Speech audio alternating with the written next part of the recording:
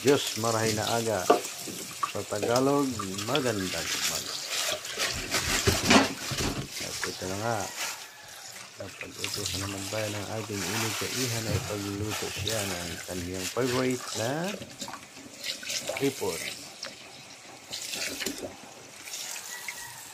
At itong hipon na ito, gagamitin lang natin dito ay damihan lang natin yung bawang.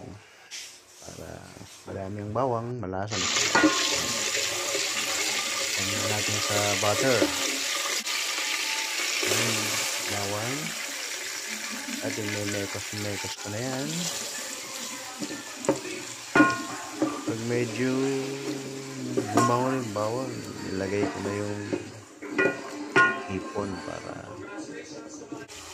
ma-absorb niya yung bawang at butter. Tagal yung halo-halo. Ayan. Lagyan ko rin yan ng Sprite pero hindi ko na binili. Konti lang at konting seasoning. Konting patis.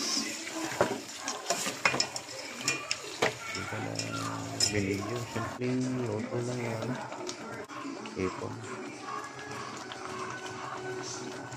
Dapat pag ganito may bahaw palagi. Sarap to sa bahaw. Mga ka-YouTube.